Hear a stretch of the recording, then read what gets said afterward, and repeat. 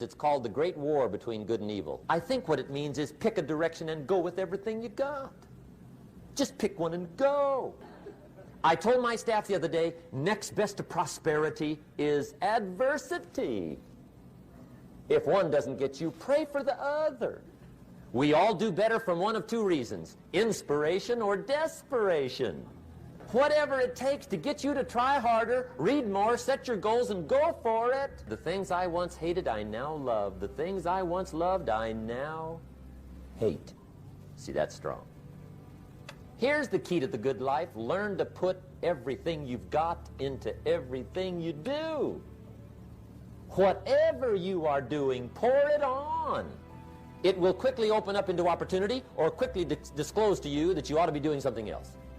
The delusion is, if I had a better job, I'd really pour it on. A life full of adventure is a life full of many decisions. The ones that turn out to be wrong give you better experience to make better decisions. So don't see how many decisions you can get out of, see how many you can get into. That's where the adventure is.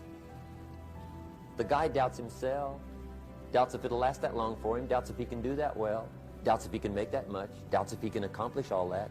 A chronic, excellent self-doubter. You can imagine what damage that does to your future. So here's the key. Turn this coin over and become a believer. And there's many things to believe in. One of the majors is yourself. The understanding of self-worth is the beginning of progress. Worry long enough, it'll drop you to your knees. Could reduce you to begging. But I'll tell you what. My advice to you is do what I finally did. On worry, give it up. Who needs it? I'm not saying it's easy. I'm saying it's worth it. It took me almost 1 year to kick the worry habit, and it was not an easy year. It was one of the toughest years I ever spent, but I finally got that monkey off my back. And I discovered you could live the most incredible life free of worry. Now, you can also be too reckless, but you can also be too cautious. This is called the timid approach to life. And my caution was always the risk. Risk used to drive me right up the wall. I used to say, what if this happens? It's called the language of the poor. What if this happens? And on top of that, if this was to happen, look at the fix I'd be in. I better not try. I finally discovered it's all risky. The minute you were born, it got risky. If you think trying is risky, wait till they hand you the bill for not trying. If you think investing is risky, wait till you get the tab for not investing. See, it's all risky. Going into business is risky. Investing your money is risky. It's all risky. I'll tell you how risky life is. You're not going to get out alive. That's risky. The Englishman says, well, if that's the way it's going to work out, let's give it a go. Right, that's what it's for. Give it a go. Somebody says, yeah, but I'm looking for safety and security. Fine, then huddle in a corner. But what a way to live. Right. Don't ask for security, ask for adventure. Better to live 30 years full of adventure than 100 years safe in the corner. See, it's not important how long you live. What's important is how you live. The deadly disease of always looking on the bad side, the problem side, the difficult side, checking all the reasons why it can't be done. The poor pessimist leads an ugly life. He doesn't try to figure out what's right. He tries to figure out what's wrong. He doesn't look for virtue. He looks for faults. And when he finds them, he's delighted. How ugly. The poor guy looks through the window, doesn't see the sunset. He sees the specks on the window. And this is the poor guy, right, who rushes up, takes such leave of his senses. This guy rushes up and he says, I've got 5 good reasons why it won't work. He's so dumb, he doesn't know. All he needs 1. He's got 5. The glass is always half empty. To the optimist, the glass is half full. Why would the same measure affect people 2 different ways? Answer, it all depends on how you look at it. Our lives are mostly affected by the way we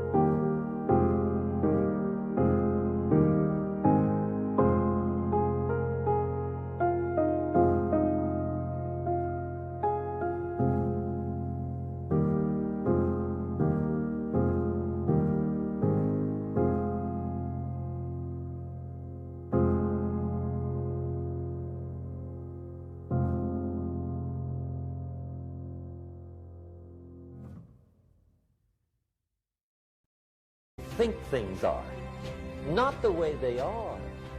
The way we think they are affects us most. Poor thinking habits keeps most people poor. Not poor working habits. Most people work hard, but they don't think hard. The mind is like a factory, a mental factory. What builds the economic, social, financial fabric of your life. A Bible phrase that says, as you think, so you become. What a man reads pours massive ingredients into his mental factory, and the fabric of his life is built from those ingredients. Mr. Rohn, how do you build the good life? I said, it's simple. It's not easy, but it's simple. Here's how you build anything. Select the right ingredients, keep out the wrong ingredients, and it starts with thought. Everything starts with thought. So you must be wise and careful what you think about, because that starts everything. What would happen if somebody dropped sugar in my coffee? They said, well, you'd be okay. I said, what if somebody dropped strychnine in my coffee? They said, well, you'd be dead. I said, correct. Lesson 1. Life is both sugar and strychnine. You gotta be careful. I said, what if my worst enemy drops in the sugar? They said, well, you'd be okay. I said, what if my best friend, even by accident, drops in the strychnine? They said, well, you'd be dead. I said, correct. Lesson 2, watch your coffee. You got to be careful. See, it doesn't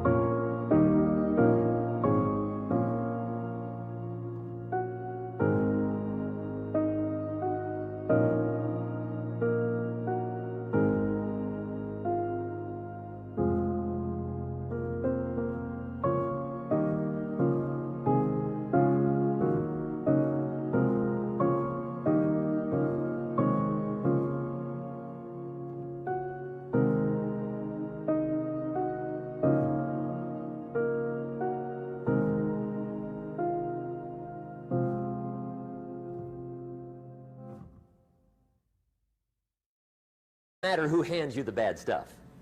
It doesn't matter where you get the bad stuff. It'll still do its damage on your bank account. Wherever you get it. One of the greatest phrases when I first met him when he said, Jim, every day stand guard at the door of your mind. How important. And you decide what goes into your mental factory. Don't let anybody just dump anything they want to in your mental factory, because you've got to live with the result. The last disease, complaining, crying, whining, griping, a Bible word called murmuring. See, that'll ace your future. Spend 5 minutes complaining, and you have wasted 5. And you may have begun what's known as economic cancer of the bone. Surely they will soon haul you off into a financial desert and there let you choke on the dust of your own regret. I hope I said that well, so you won't forget. It's a deadly disease.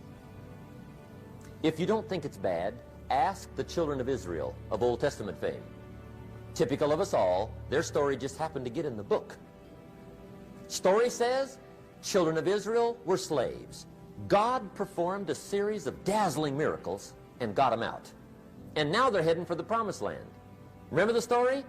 Heading for the promised land. Tragedy of the story, they never got there. Reason, from day one, they started to complain.